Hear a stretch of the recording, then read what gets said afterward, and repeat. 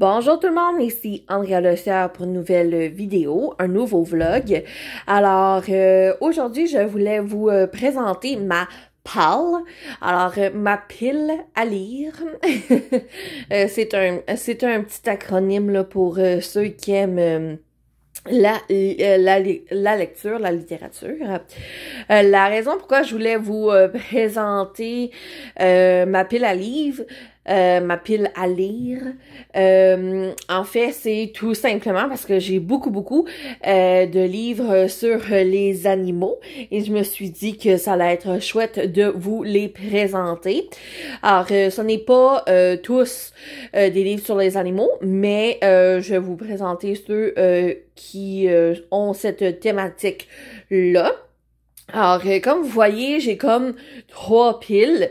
Alors, j'ai la pile animaux, la pile pas animaux et pile bibliothèque. Et ça donne que c'est tout en lien avec les animaux présentement. Alors, ça, c'est chouette pour ça.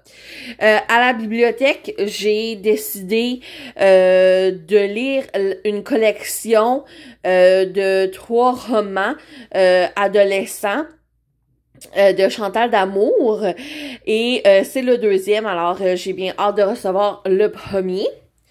J'ai décidé de louer tout ce qu'il y avait de Robert Bateman parce que j'aime beaucoup ses livres et ses illustrations.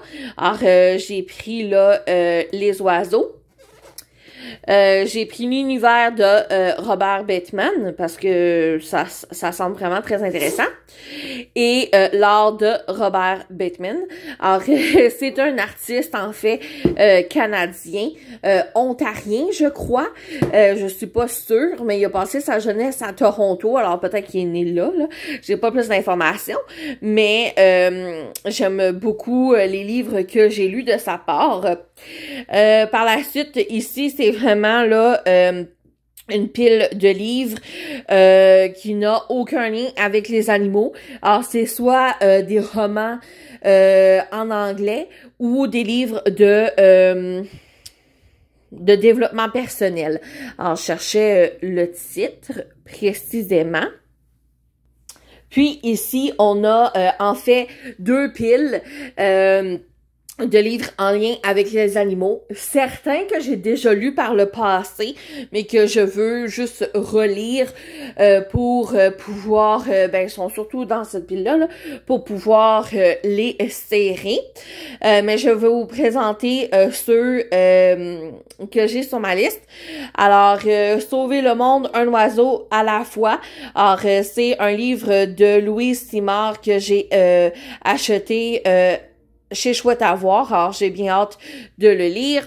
Le magazine Cheval, que je n'ai toujours pas fini. Les oiseaux de proie du Québec de Suzanne Brulotte. Oiseaux de proie du Québec et de l'Est du Canada de Marcel Arnois et Roger Turgeon. Les animaux en plus de 300 curiosités de Marianne Taylor.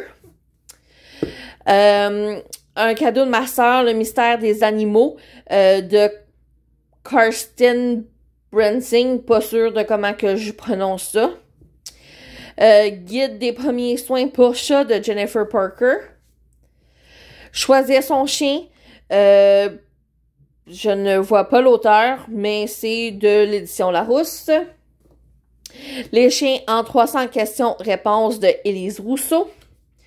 Les 100 plus beaux oiseaux de chez nous, je sais pas de qui.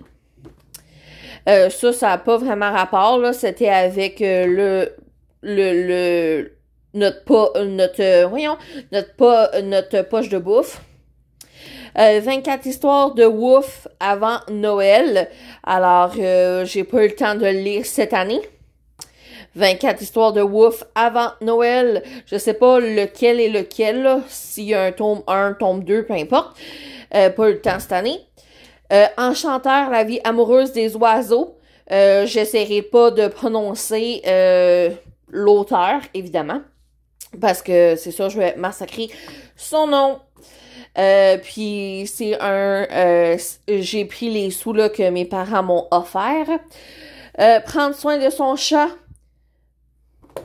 Miaou de Dr. Jean Cuvelier, voyons.